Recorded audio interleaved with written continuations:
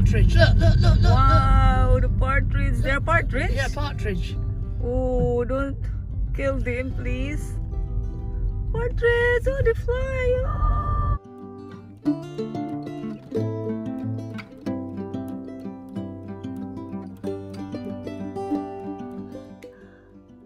No. Aga pa. Talagang uupo ako sa ano. Maipakita sa inyo doon. Bahay na kami, guys. Tingnan nyo. Start eating. Tingnan nyo. Yan, bumalik na ako sa sasakyan.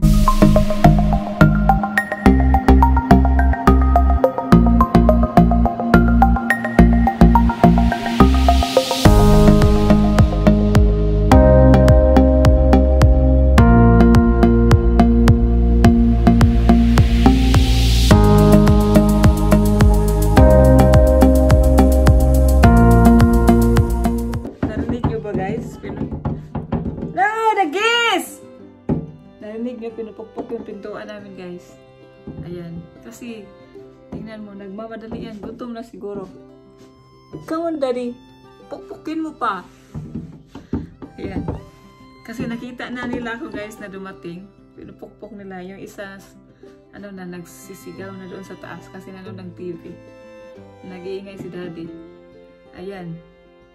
Pukpukin mo pa. Dear, ito talaga. Sige. Huwag ka maingay. Hindi kita mapakainin mamaya. Ala, sige, daddy. Pupukin mo pa, daddy. Tingnan nyo. Ala. Ano, dito ka talaga, ha? Pupuk mo yung pintuan, ha?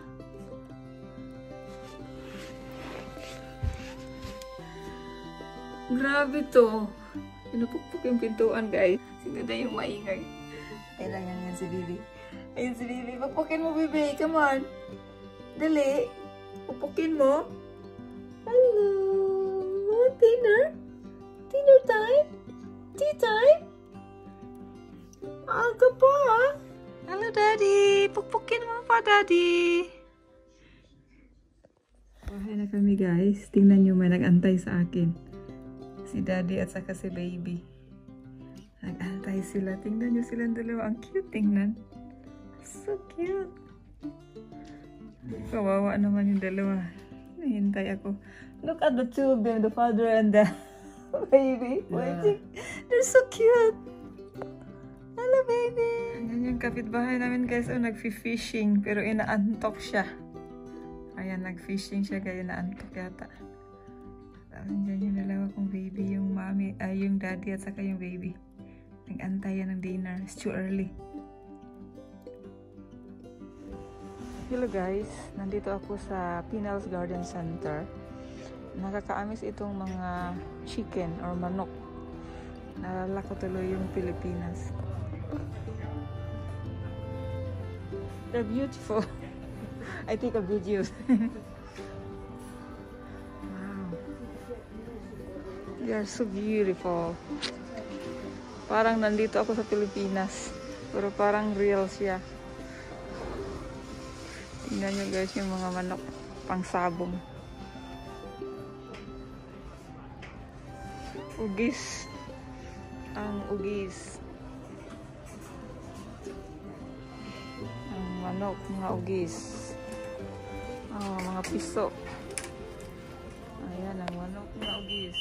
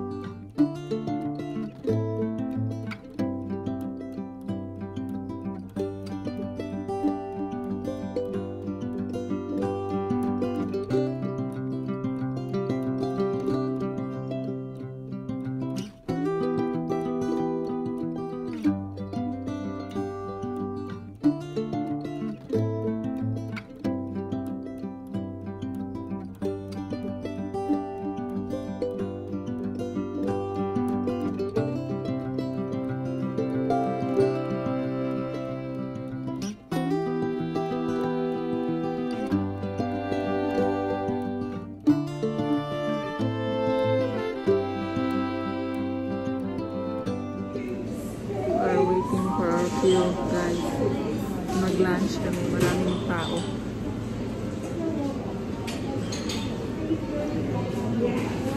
Inaantay namin yung ano ko. Nakakagutom guys. Gusto ko lang kumain.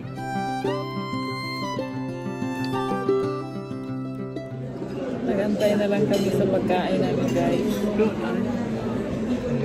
Ang daming tao.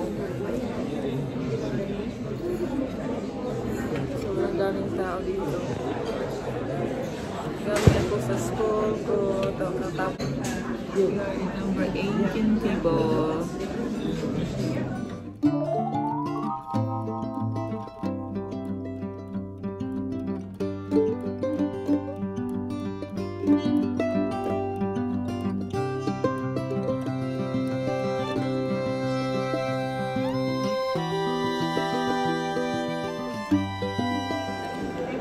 Start eating.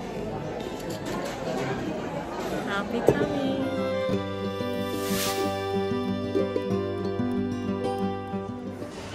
Hello guys, katapos lang namin kumain. Tingnan nyo yung mga collection nila guys para sa Christmas. Hindi ko alam kung anong laman ito. Ay, biscuit pala. Ang cute guys, oh. Tingnan nyo yung penguin, oh. It's £4.49. Cute nila.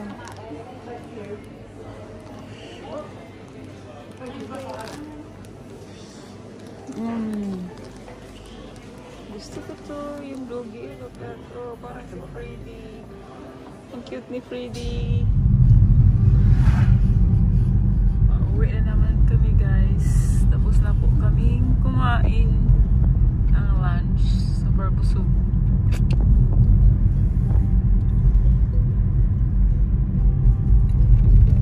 Yeah, we've been there once. We came inside. We just had a look around inside. Yeah, we've been inside. Yeah, you're asking somebody there. So there are all these houses are all for sale. Sold. Oh, they've got sold. Oh, it's all sold. Probably.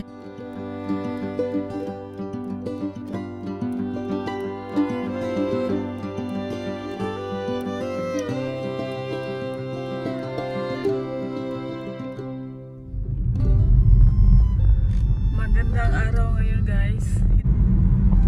This is a nice part of the countryside as well. I love the house.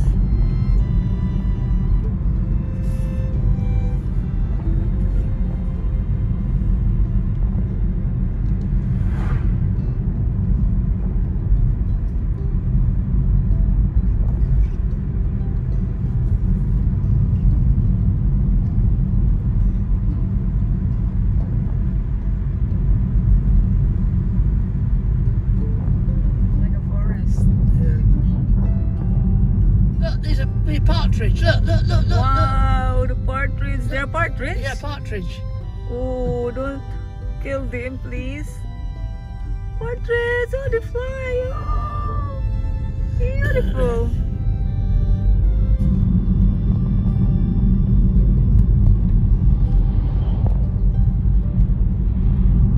It's quite a lot of car.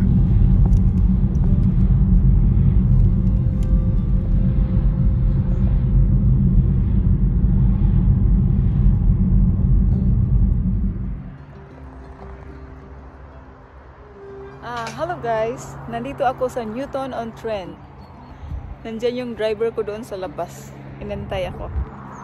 Kasi binigyan niya ako ng chance para makapag-video. Kasi super ganda talaga dito. At saka maganda yung araw natin ngayon.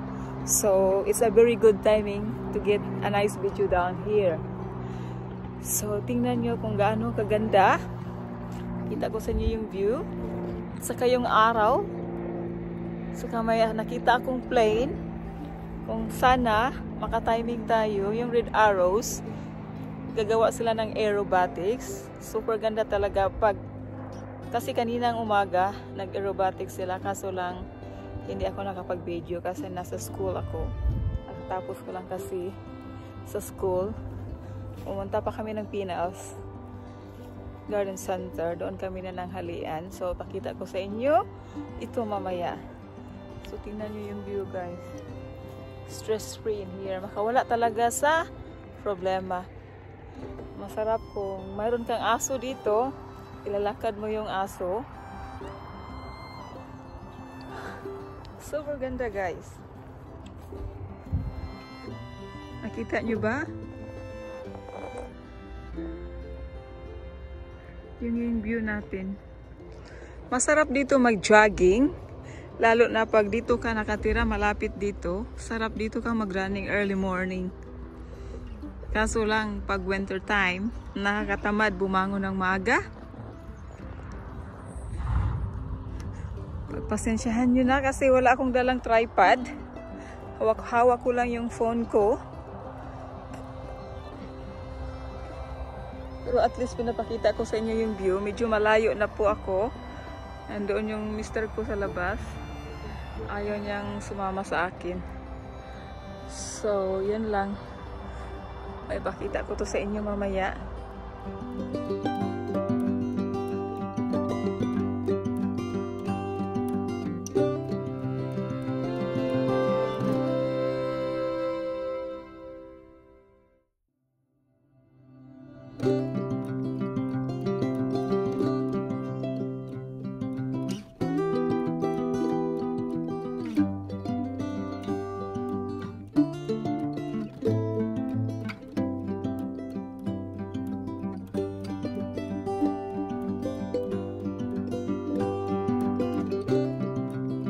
Balik na tayo guys kasi medyo mahaba-haba na yung nilalakad ko para hindi rin naman mabuboring yung nag-aantay sa akin. At least pinagbigyan niya ako na pupunta dito para lang kukuha ng konting video para maroon din akong maidagdag sa mga videos ko kanina. So ito yung naging ganap nating araw na to guys. So, mamaya pagdating ko sa bahay, siguro magpakain ako ng mga alaga ko. So, ipibidyo ko rin para maidagdag natin. Or baka hindi na lang, it depends guys. Tingnan yung araw, masakit na sa mukha. Pero at least, malamig sa balat. Hindi siya masakit sa balat guys. Yan, super ganda. Ayan.